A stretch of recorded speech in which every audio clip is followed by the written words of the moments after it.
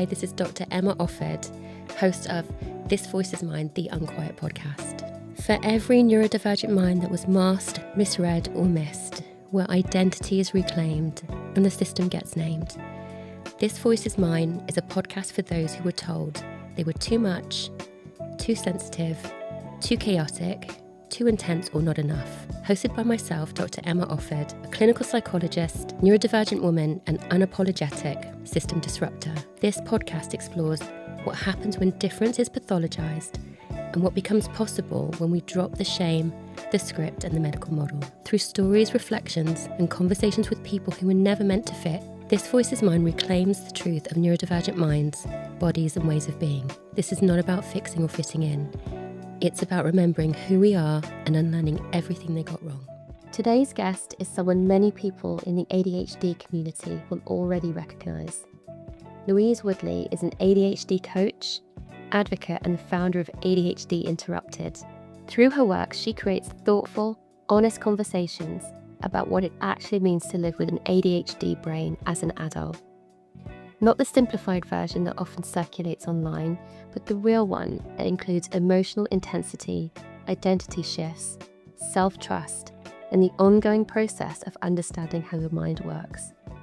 Lou combines lived experience with psychological insight in a way that feels deeply human.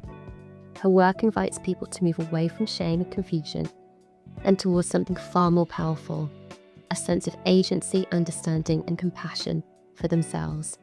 She also speaks openly about the intersection between ADHD and experiences like PMDD, which so many people struggle with quietly. Lou, welcome to the podcast. Thank you so much for that intro. I hope you liked it. It's all true. Thank you for having me. I'm so happy to be here. And I'm so happy to have you here as well. So thank you for agreeing to come on and chat with me. Cool.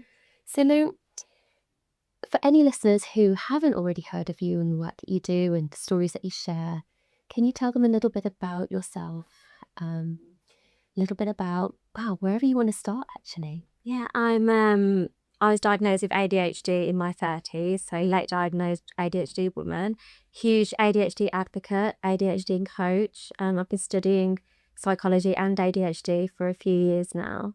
And I create content online. I've also built a community of ADHDers with ADHD Interrupted, which is a really supportive, growing community online too. Yeah. Wonderful. So there's a whole journey there, isn't there? Yeah. There's a whole journey. Where should we start?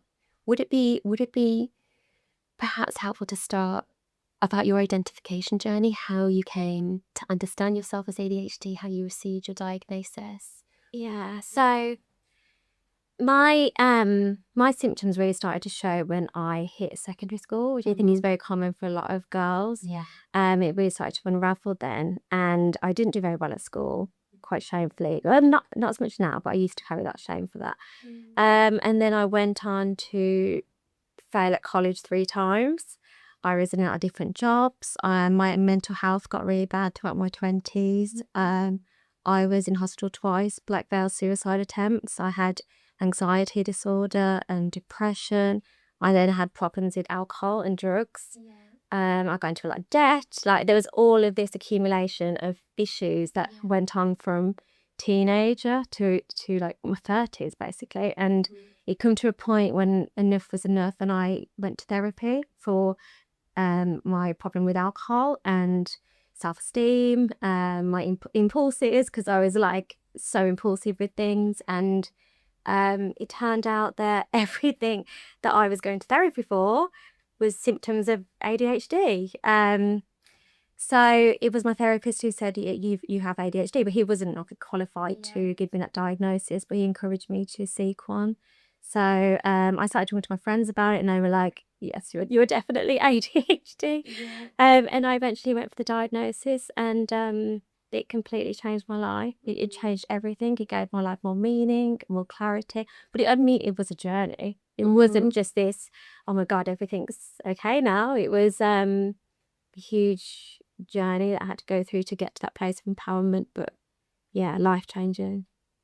I can imagine, and I'm so pleased to hear that your therapist recognised that, because I know so many people don't recognise that. You weren't recognising it in yourself. Why would you? You don't always have that information or that education to understand our neurodivergence. And I think so many things are happening in our life, and that looks like that's what's going on. That it's, it's purely maybe the alcohol, or it's something else, or it's anxiety, but underlying that is our neurobiology that kind of leads us to these other places, ways of being, ways of living.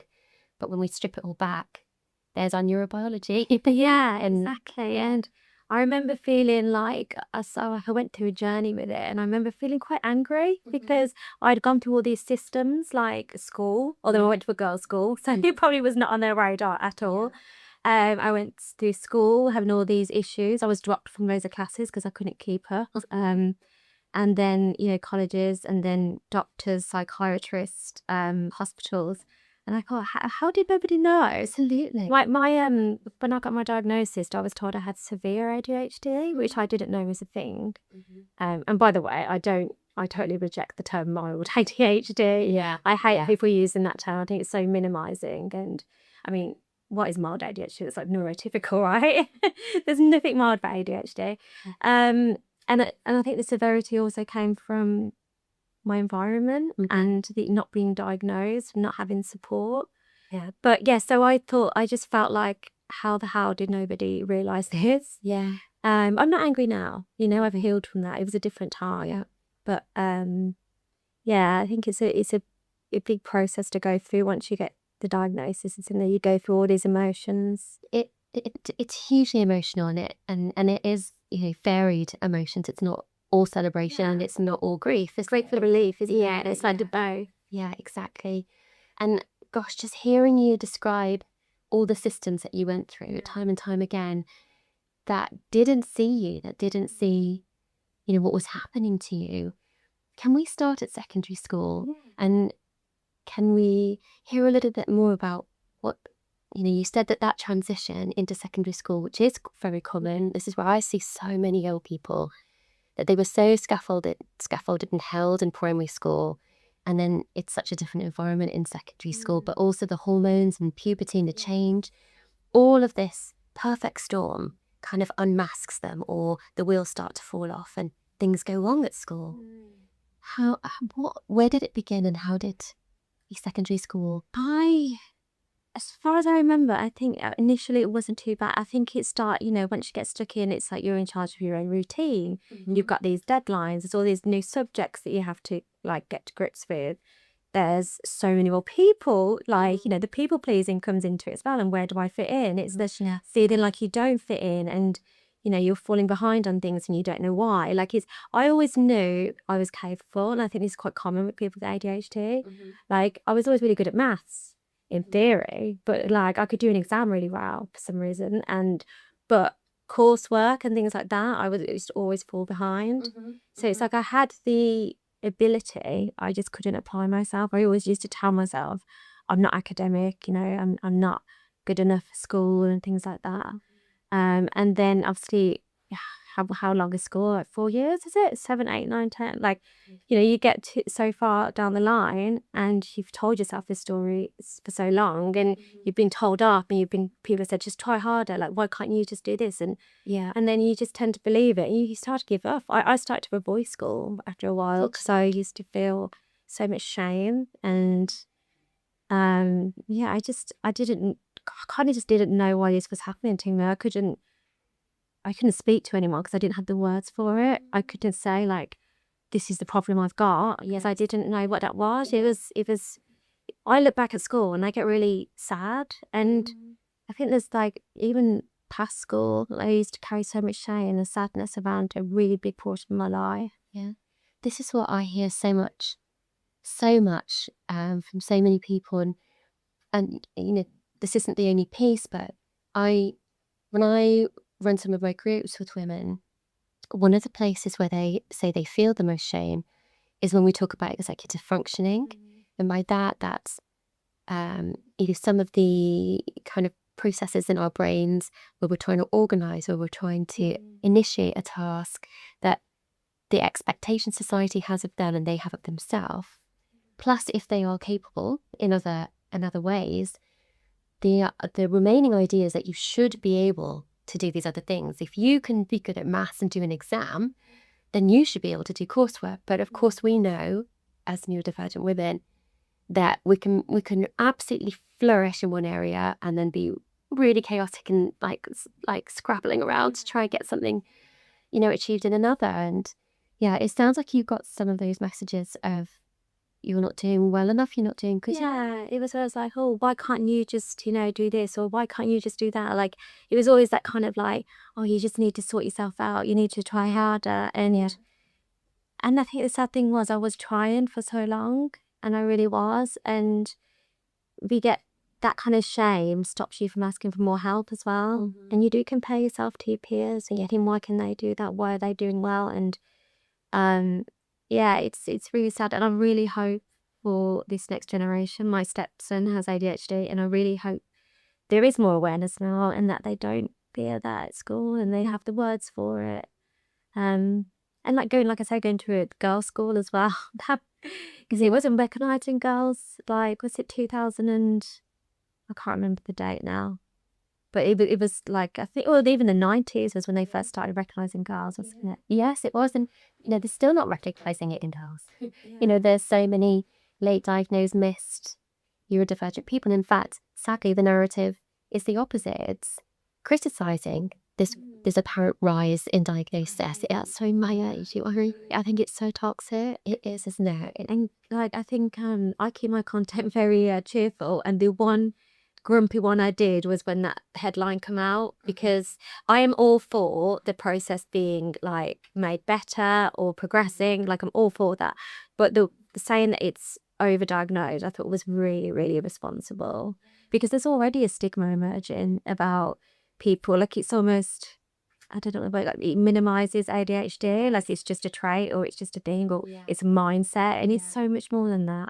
And I know, like, I'm sorry to go deep, but I nearly lost my life because of that. I really did, and twice. And there's so many people out there that don't have that support. And like, when I was quite lucky because my dad owned a business, and I could fall back on that. I used to work for my dad. When I quit a job impulsively, or I got the sack, I could go and work for my dad. Some people don't have that security in there, and some people, can end up in really bad situations because of undiagnosed ADHD. I completely agree with you, and I always talk about this. I say, when we start to unpack this idea about severity and when people are being diagnosed, as a clinician, you're asked to comment and use severity as a way of deciding whether somebody is ADHD or not. And I have a real issue with that, because some people have social scaffolding, and when things do go wrong, they can fall back on something, and some people don't. And part of the idea of severity will include context, will include your social scaffolding, will include the resources that you have, will include luck for some people, so it's way more complex than how ADHD are you, which just shouldn't be a kind of question. Exactly. So I think, my psychiatrist said severe. I'm probably looking at all my, past and things like that. But my ADHD was heavily influenced by my environment, because I grew up in pubs. I grew up around like live music venues, the party scene. I went on to be a DJ. So I was always around this kind of toxic environment that was toxic to my ADHD. Had I been in a different environment, perhaps it wouldn't have been like that, and do I think my ADHD is severe now? Not. I think I'd manage it really well. I wouldn't put myself into that category. I don't. Yeah, I think, like you say, it's very more complex. It is more complex, and it can be minimized into people. Like you said, it can, and if our hormones change, that affects. We'll definitely talk about that. Yeah, but we are dynamic human beings. We're not. I'm not always impulsive every second of my life. I sometimes am completely the opposite, and then other times people were like, whoa, when did you decide to do that? I was like, there was no decision making process. It just happened, and now I'm recovering from what I did. So it really, really varies, and I think that's what is missing from the conversation is you're not a static, permanently like symptom checklist. You are an ever-changing, evolving, growing human being. So we will present differently at different times, won't we? Definitely. Definitely. So what you said there, thank you for bringing up, you said about going deep and Thank you for sharing that part of your story, because I think that is such an important part of people's stories that gets overlooked, that is linked to being undiagnosed, being misunderstood, that life can get really distressing and things can get quite serious in people's lives. Are you able to share whatever you feel you can about some of, where maybe life took you adrift down a different way? Or I think it's all quite heavily intertwined. So like I spoke about my problems with alcohol and drugs. So that definitely affected obviously my mental state. But the feelings are, I always felt like a burden. Always felt like a burden. Because I didn't do well at school, I felt like a real disappointment to my family. Like I left school with 2 GCSEs, which is, even saying that now, I struggle to say because I find it quite embarrassing. And then, not being able to stick at college, not being able to find my career. I was always like a drifter. Like I always felt like a real disappointment and a burden, I guess. I was always, my dad used to worry about me a lot. My brother used to worry about me a lot, probably my mum. And yeah, I just felt like a real burden. I remember just feeling like I really, these people would be better off without me. And I thought that really strongly. And the 2 times that it got that bad was when I was 17, I think, 17 or 18. And then the other time was when I was about 28. So they were quite far apart, but the feeling was still the same. Yeah. And it's, it's that impulsivity as well. Would I have yes. Yeah, we do things on impulse. Would I have done that if I thought it through? Probably not. Yeah. But they were very serious. I was in hospital quite a while on both occasions. But yeah, it's it can be dangerous not having that diagnosis and not understanding.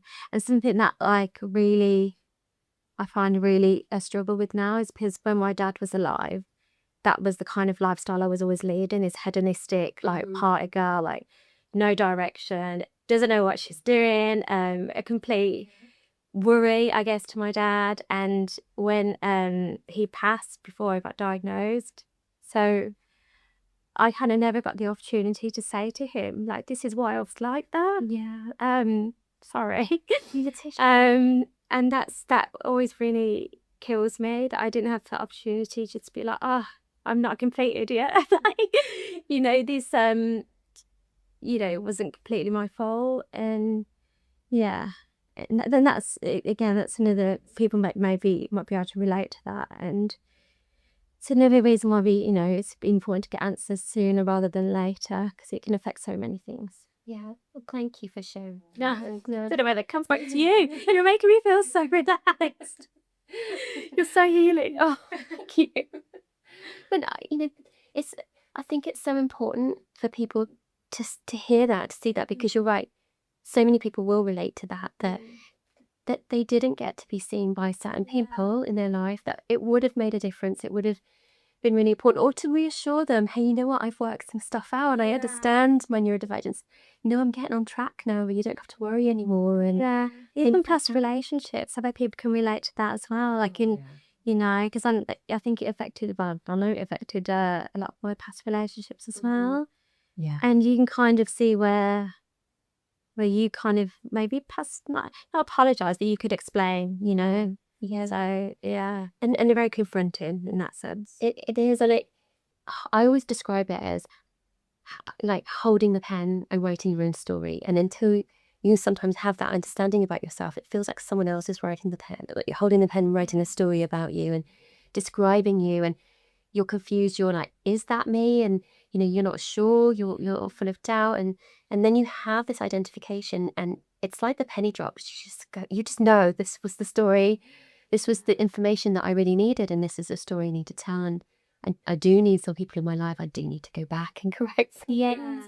And it's like when you're masking for that long, like I look back and I think that was not me. Like that wasn't me. And it's almost like a really overwhelming feeling of just wanting to go back and just, like you say, rewrite that chapter for myself. Because especially when you're drinking heavily, you're taking drugs and things like that, because that definitely isn't me.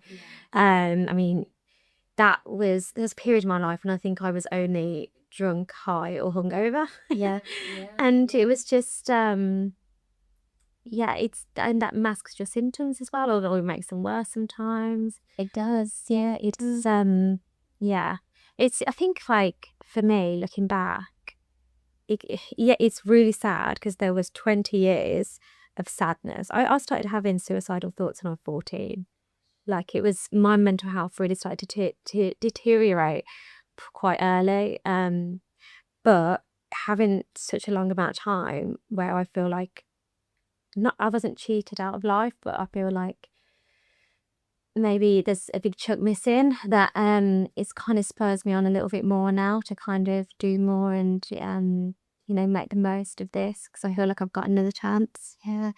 Other people described it like that, actually, as like a second chance. Yeah, and it's not like an identity shift because it's not like reinventing yourself. It's just that unmasking and finding out who you really are underneath the mask, and that's so freeing. That's so freeing. It is. And the way I kind of experience it, and I think a lot of other people do, it's like a coming home. Like I feel like much more connected to my body. Also, really empowered me to say no, to advocate for myself, and without as much shame. Like, I think I still get shamed for some of the things that I say. I can't manage that, or I need this. Yeah. People are very confused because, they see me as a capable woman and they think that as an incapability and they can't put the two and two together. Yes, that's so annoying, isn't it? Like, just because you're doing well, people think like, oh, she's fine now. Yeah, Sure. exactly. But it's not the case, is it? No, it's like for people who are high achievers and they go through their whole life, like, being missed because they were highly, functioning and things. Yeah. But actually behind it all, they were like a duck, like it is. The duck's legs keep going really fast and they look on the surface that like they're all here, but they're not. It's exactly that. And I think so many things can mask neurodivergence. Like you kind of talked about your lifestyle for a period of time and how you were born into that, you didn't, and then that became your lifestyle. But outwardly that might have looked like what was happening in your life was down to the alcohol, down to the drugs, or down to that kind of lifestyle, and not understand, if we were saying before, the complexity behind it. And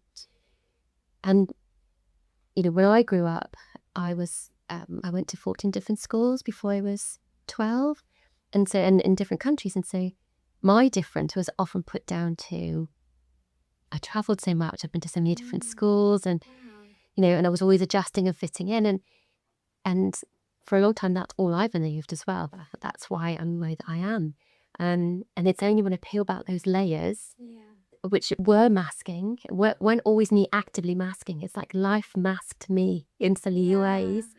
And when that came down, it was like, oh, there she is. Oh, where did you travel to?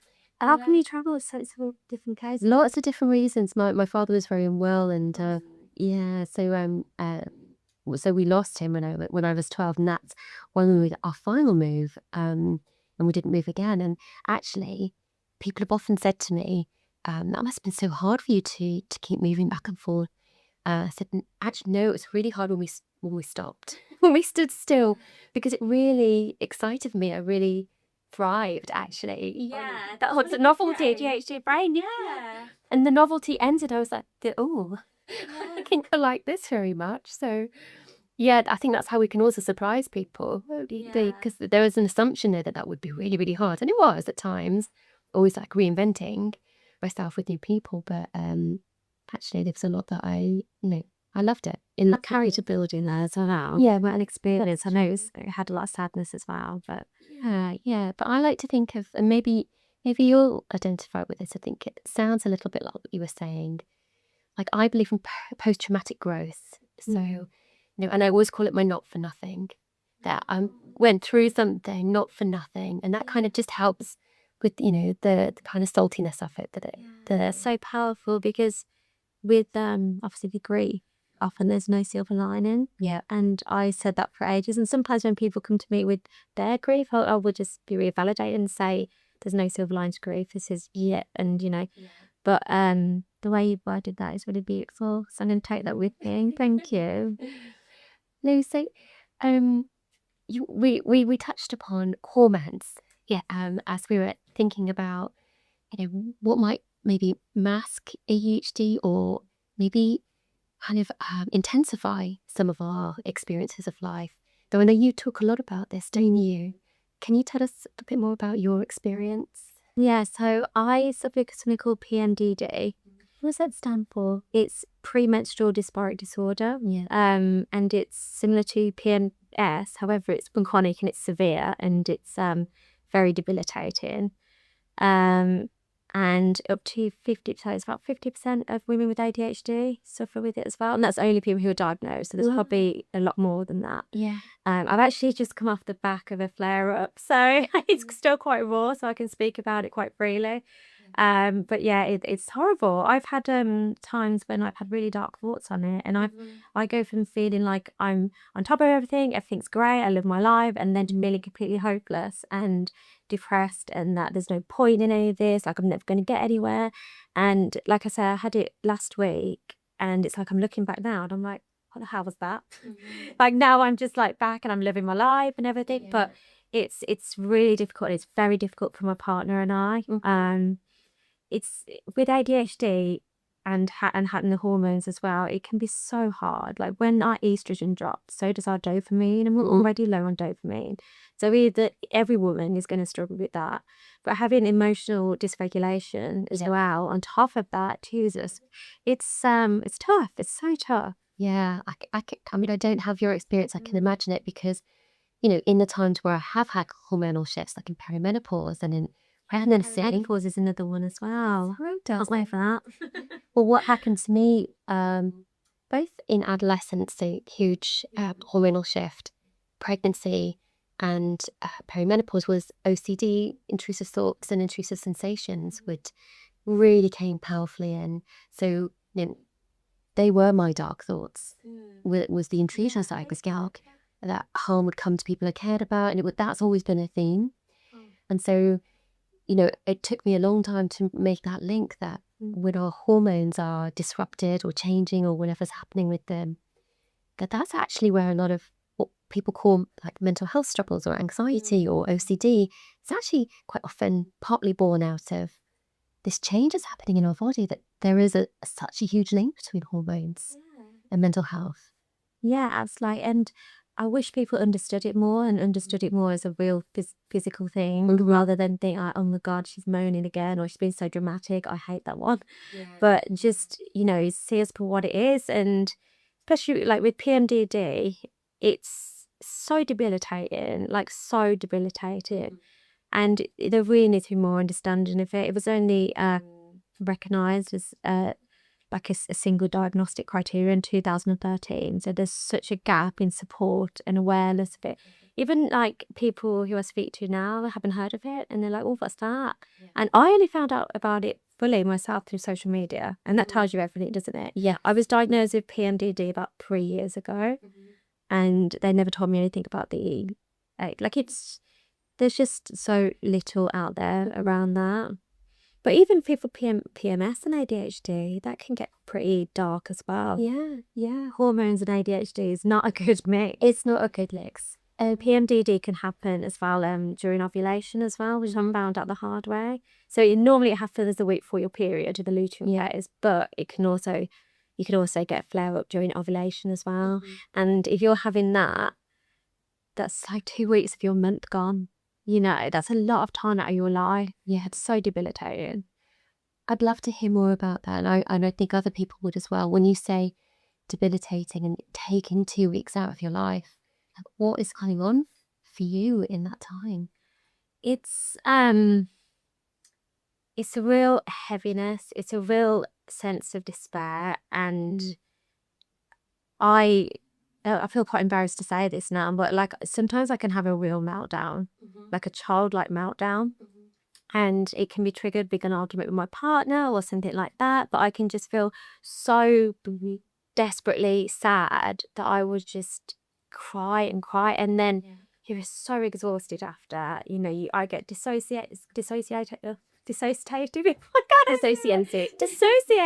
God, I've said it enough recently. I should be able to say I get dissociated, and I just pull away from the world a lot.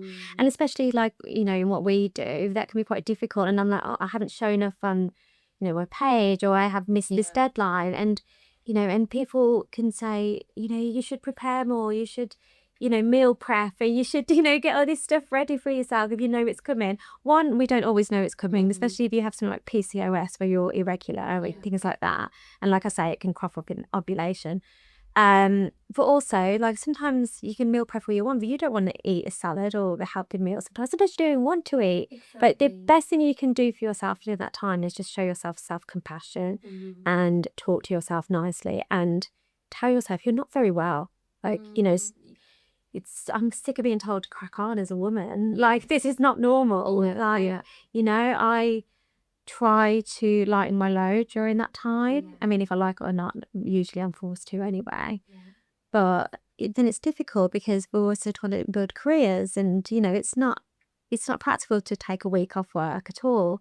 So it is difficult to navigate. But self-compassion and understanding, especially from the people you live with or work with, is crucial. Like, so crucial. It is, isn't it? And I think you're so right. You can be given lots of advice about how to help your mental health or how to run your life to improve things, and we've tried it. And sometimes, Great idea. thanks for that. I have thought about it. And I have given it a go. Like these body form adverts for the riding a bike. Style. But yeah, it's so important to have people, safe people, social scaffolding. That's such a good word, to feel safe. Yeah. To me, that's everything. To feel safe enough to tell somebody my vulnerability in that time and to have it received in a way that I need. And that's the safety, isn't it? The relational safety that we need. And, when I think about your story and how you've described parts of your life, that perhaps was missing for you, the relational safety of like people understanding what was happening for you. That was a real light bulb moment for me, actually, when I kind of put all the bits together, was that I'd felt unsafe my whole life. And that isn't to say, like, I had great parents, I had great family and things like that. It was just because I didn't have the words to express what I was going through inside and what I was struggling with, that I just felt so unsafe throughout my whole life. And that's a horrible way to feel. It's an awful way to feel. I mean, just the word unsafe, I mean, it's right to the core of survival, isn't it? And I think that people think of safety often in terms of like physical health, in terms of like danger to your lived experience, that that there might be a threat to your life or something like that. But the relational safety, the bandwidth is absolutely huge and not understood well enough. And I really think that's the neurodivergent trauma, is I wasn't understood. I didn't have the relational safety and I needed it. And I was crying out for it. My whole system was crying out for it, and nobody heard it and I didn't even know how to explain it to myself or to anybody else. Yeah, and the safety to be yourself as well and to be able to relax. Like, it's exhausting feeling like that. Like, my nervous system is like a burnt out old car now. Like, it's like I've done a lot of healing, but for a long time I used to have panic attacks all the time, and I wouldn't know why. Like, I'd be in a coffee shop and I'd be fine and feeling okay, and then I'd just start, and it would just be my nervous system and I think that was from chronic anxiety, overthinking, and like, feeling unsafe. Because if you're feeling unsafe all the time, like, you're in high alert all the time, you're in fight or flight. And I tried, before I was diagnosed, I tried everything to get me out of that fight or flight. And it never worked. That's how I spent my life. And now I'm kind of, I've been on that healing journey, and I manage my ADHD. It's like a different world. Like, I see the world so differently. I show up in the world differently. It's really nice to get to the other side. I would love to hear about your healing journey. What was this healing journey? What is this healing journey for you? So it came, well, I don't know where to start with it, really. Obviously, before my diagnosis, I had therapy, but since my diagnosis, I haven't had any therapy. It's all been not research and finding out more and studying ADHD, and that has been my therapy, I think, and finding out like the neuroscience behind it and just seeing it there, like, oh, is that? Like, there was nothing wrong with me. This is what it was. And seeing it in a tangible way was so healing for me. Community, meeting other people, share lived experiences, all of that has been so incredibly healing. And just self-advocating for myself as well. That's given me so much power. I'm really, really big on ADHD empowerment. Like, I could sit here and just say for so long that it's a gift and it's amazing, and we're just incredible beings, which I totally think is true. Yeah. But I think as well as focusing on self-esteem and self-trust, we also like to focus on self-advocacy, because we do have to recognize our challenges, and they are real. Yeah. And that we do knowing where and when to ask for help is empowering, and it has been for me. So it's many things really. It's been a really beautiful journey, but I think knowledge is a bit standout one. Knowledge is power, right? I would completely agree, and that's exactly what I see. That identification, Jen, brings compassion, because you start to understand yourself from a different compassion, like, changes the game. It does. It really does, doesn't it? And then from there, things grow out of that, and you're looking after your body like accurately, rather than just kind of almost scrabbling around trying to find something that someone else is doing. We spend so much time in like self-surveillance, and then like moving from that to self-attunement, like, it's so powerful. And just knowing your cues and knowing when to stop and when to, because we can go into hyperdrive so easily and burn out so easily. Yeah. It's just shows us that compassion, because we can't stop the waves, but we can learn how to surf. I love that saying. Me too. And that is definitely the philosophy that I live by now. Yeah. And I think that's, like, not to resist Yes. our natural way of being, not to mask it, not to contort or shrink it, or, it is actually to express it and try and design our life a little bit more around it. Yeah. Because a lot of the time the problem isn't with us, it's about the system. Yeah. Yeah. Like, at university, I've struggled in classes then. Before, I'd be like, oh my God, why can't I just focus? And now I'm like, oh, it's okay. I'll go back home and I'll learn it in my own way. It's like, I do think the education system is becoming more neuroaffirming now.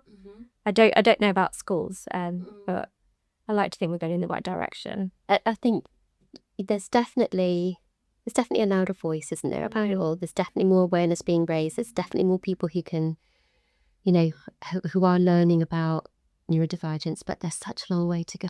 There is such a long way to go, and there are so many systems that are still, they're not neuroaffirming. They're very ableist, and there's still a bit of a shame around it. I think I would love, and I don't know what your opinion is on this, because it might sound a bit naive, but I would love that one day your neurotype is like your blood type. Yeah. Like, it's really important. We all need to know what it is, and we all need different help with it. But it's just as, it's a difference. Yeah. Like a blood type. It's not just, having a neurotype. It's just like that. I'd love that. I would love that too. And I agree that I think if we could see this as diversity rather than disorder versus... Yes, for all neurodiverse, neurotypical people are neurodiverse. Exactly. We're all exactly different. But exactly. It would be really interesting to find out how much of, and we would need like a generation where they don't have to go through all the things that we have gone through, but just how much of our emotional symptoms, like RSD, for example, comes from that conditioning of not being understood and being shamed. Absolutely. We were shamed for our symptoms, and I was, shamed for our symptoms in school and things, and that's horrible. Like, when you think about it, it's quite mental. Yeah, I don't think I have met a neurodivergent person that doesn't speak of some relational trauma, or sensory trauma, or personal trauma around, where life took them, that almost feels built into their identity. And actually, if we had a more neuro-affirming world, I firmly believe that neurodivergent people would carry far less trauma than they do, right? Yeah, I think it would like change so much. I mean, I've had to work at it a lot, but I used to count the times I said sorry in one day. I used to apologize for everything, over explain all the time. I remember being at work the once, and at this point, whenever I couldn't come in or I was going to be late, I would send like big paragraphs. So it's like, I'm so sorry. And I was sorry. Like, and then I was sitting there and somebody else wasn't coming in and they sent this long one as well, probably a bit of me. And they said, oh my God, listen to what they've just said. Too much information like this. I was like, oh my God, that is me. Is that not normal? So I always over explain, always over apologizing. And I think it's just that, we're just so used to being told off and so used to being reprimanded for things that we can't help. It's a survival strategy. It's some relational survival strategies to try to make somebody, like, to apologize, to keep them on side, to explain yourself. And sometimes you find yourself over explaining because you're not getting the reassurance back that I am safe. And so it's somebody say that, because that's something I always just say to my partner. I just need reassurance. I just need reassurance. And reassurance has been a big thing in my relationship. And you've just made me think of that. And that's probably stems from, because it can show up everywhere, can't it? The shame, and it leaks into so many different parts of our lives. It does. It's very embodied. It's in our nervous system. It's kind of, because it's not been a one-off event where one person shamed us in a really distressing way. It's daily offense, or sometimes more than once in a day, that you're constantly having to navigate and deal with. And so I think it's really built into our biology, in our development, and especially because especially I think as well for those late diagnoses, because you didn't get the support and the understanding, so that just continued. So you always come from a place where you think you're in the wrong. I used to always just think, like, entertainingly, it was my fault. And I used to always have this overwhelming feeling that I was in trouble. Even when I wasn't. I used to always, just, I don't know, or if something went wrong, I just think, that must be my fault. I don't know. I still have it. I still think you're going to get into trouble. I do too. Yeah. And don't be so ridiculous anyway. Even if you are, you can, but I think some of that is just that, the kind of ongoing experience of that. But some of that, I think, is that past kind of trauma of actually getting in trouble. It still lives within me, and it finds its way, into this adult brain. But it's like this inner child going, you're going to get in trouble again. And it's hard because we have to do all our own conditioning, don't we? Yes, we do. And it's no one talks about how resilient that is, actually, by the way. Actually, we're really strong beings. Doing that. We're amazing. But it's true. I think some of the ADHD people are the most resilient and strong people that I know, going through a lifetime of essentially bullying, and you have done nothing wrong, and then coming out the other end, and then trying to rebuild yourself is really admirable and really incredible. With very little help as well. But exactly. There's not much help there still. No. So in it, and I think it is a big risk sometimes. It is a vulnerability. Like, you being here, sharing your story, me sharing mine. I think that takes a lot of vulnerability and a lot of resilience to be able to do that. I love the ADHD community. I just it's just so, when I came here today and I'm in the room, it's like we just vibrate towards each other, isn't it? And that's why I always go on about community being so important, because yes, your family and friends are amazing, but I think you get a different sense of support from other ADHDers, and you can be like, oh my God, just spurt out a spiral that you're having and be understood. It feels like a knowing to me. And like we were talking earlier, and I said about my Labrador energy. That's how I describe it. And I feel like when I'm with ADHDers, they're like, it's okay, be Labrador. Rather than put me on a leash and teach me a new trick to be quiet or something like that. It's to be Labrador. It just feels so comfortable in that energy. And it's nice to feel my energy is well received. Oh my God, yes. I love your energy. Same, I love you. Yeah, I feel really relaxed around it. Can I write down that Labrador energy? Because I texted for it. God, well, also, we can re-listen to this. Yes, of course. It is. Just trying to tell my partner that I'm a cute little Labrador. I will text that to you. Do you know what? Look, I honestly could talk to you all day. But I know we've pretty much. I feel like I've only been here 5 minutes. I know. Same. But I've got a few more questions for you, but one thing I did ask you to do, if I asked you to bring in an object, which was perhaps a holding object or a grounding object. Yeah. Did you bring anything in? So I don't know if I've cheated. So there's two things, if that's okay. So the first thing, like, and if I lived closer, I would have actually brought them with me. But it's I suppose my dogs. My dogs, honestly, I think having a dog is one of the biggest ways to manage your ADHD. I really do. It gives you that purpose. It gets you around the walks. It's brilliant. But they are incredible for helping you regulate. And going back to my beautiful dad. So this is the photo I have next to my bed of my dad and I, which is my favourite place to cry, have a meltdown. Some of the best meltdowns happen there. So yeah, no, I often look at that and I often think, you know, what would he say to me? Like, and what would he do? I think because my dad was very much my safe space. He kind of really see me. So in fact, I remember, like I said earlier, about that false confidence you give, like especially as a hyperactive ADHD. And people used to like presume I was really confident and had all this, you know, but deep down, obviously, I had crippling low self-esteem.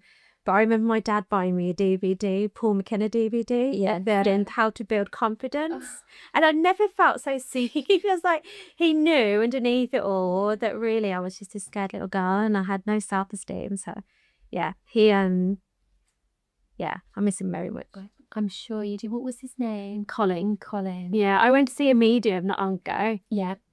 And she said, oh, there's a man here, Colin. Oh my God, he's actually here. Like, who else we call Colin? He's got to be here. Weirdly, I think with ADHD as well, with me, my experience, I feel like I speak to my dad a lot. Yeah. And I do, you know, the filter that we have or don't have, should I say? Yeah. I truly believe that filter or the lack of filter also lets in a little bit of spirituality. I might get too far down this route. Oh, you have to come back and talk about that because I know where you're coming from. I think I know where you're coming from because my mind's hop, skipping and a jumping right into that conversation. Yeah. I said it to my mum because when I went on to medication, I said to my mum, I said, I've gone on this medication and I stopped hearing my dad. And I did. And I thought, oh, that kind of proved it to me even more. But she said, are you sure the voices in your head just haven't stopped?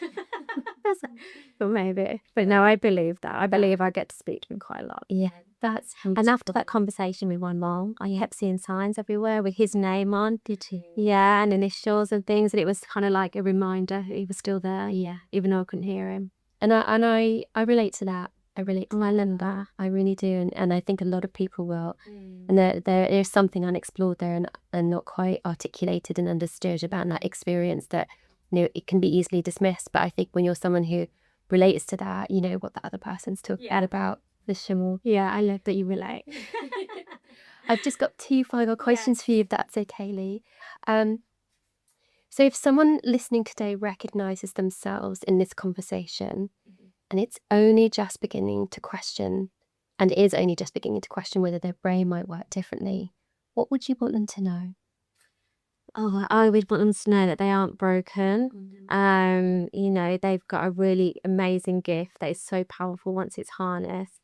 And they're going to have to do a little bit of work. But there's an amazing community out there. Definitely reach out and follow the right people like yourself. And, you know, there's so much things online now that can really help and support you and allow you to feel seen. But just go through the journey and just go right through it. Like, go right through it. It's not going to be easy, but on the other side of it, is something really beautiful. Yeah, I love that. That's really beautiful. And then finally, when you hear the words, "This voice is mine," what does that sing to you? And what did that? Yeah, I love that. I think a few things just come up for me. First of all, I spent my life being told to shut up and pipe down and we think before you speak. So that just popped into my head because I just thought, oh, this voice is mine and I'll do what I want with it. But also being here today, I think has been really powerful and opening up with you and just sharing my story and being able to do that without any more shame, because like I said, I carried so much shame around school, around my mental health struggles, around drugs, and being able to say that without that heaviness of shame, that's it, and That's making me emotional, actually. Thank you for that question. Oh, I'm so glad that you can be here and you can share your story without that shame as well. Yeah, and I hope that people feel they can too as well. No, thank you so much for being here. I'm so happy to be here. Yes, I'm just so happy to have met you in real life as well, because I always thought you were wonderful, but now I can keep from you. Same to you. Thank you so much.